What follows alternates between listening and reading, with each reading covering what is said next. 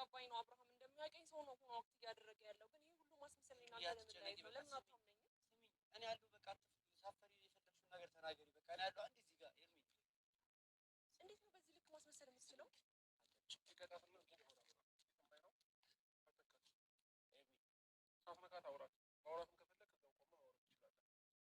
አንተ ስላለህ እኮ ነው አሁን እሷ እየተሸማቀቀች ያለችው እንጂ በደንብ አቅፋይ ምናምን ብታወራልኝ።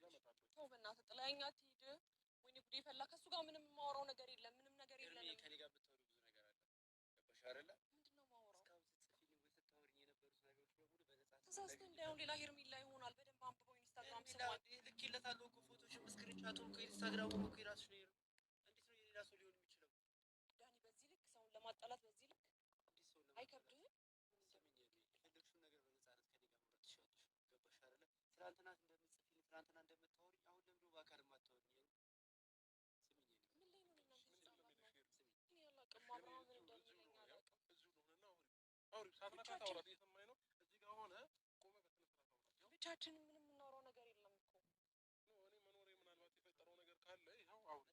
ነገር እኮ የለም አብርሃም። ስለ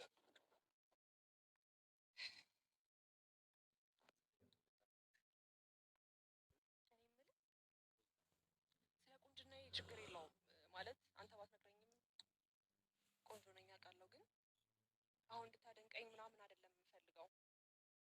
አብርሃም የምወደው የማከብረው የማፈቅረው ሰው ነው። ገባክ? ለህይወት የሚያስፈልገኝ ሰው ነው። ለምንድን ነው እንደዚህ የምትሆነው? አላውቅህም እኮ አታውቀኝም እኮ። ለምን በዚህ ልክ ማስመሰል ትችልበታለህ?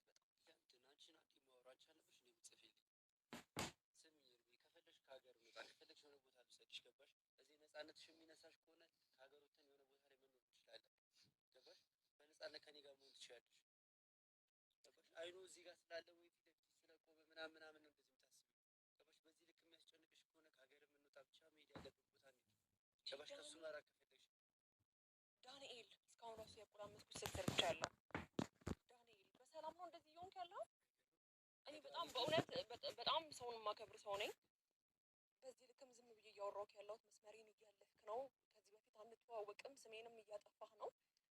ገባ? ታውቂኛለሽ እንጂ ደግሞ እንደማታውቂ የምታስመስይው።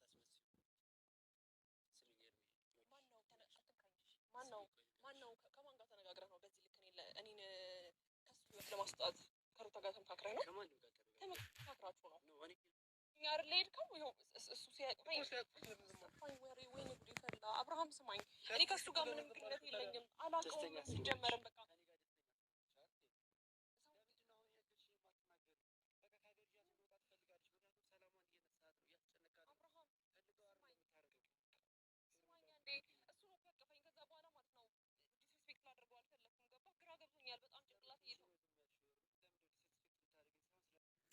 ቤተሰብ ግን ስጋ ማለት ነው። ዳኒ እንዴት ኤዲቲንግ አድርጎ እንዴት የሚሄዱበትን ቦታ ያውቃል።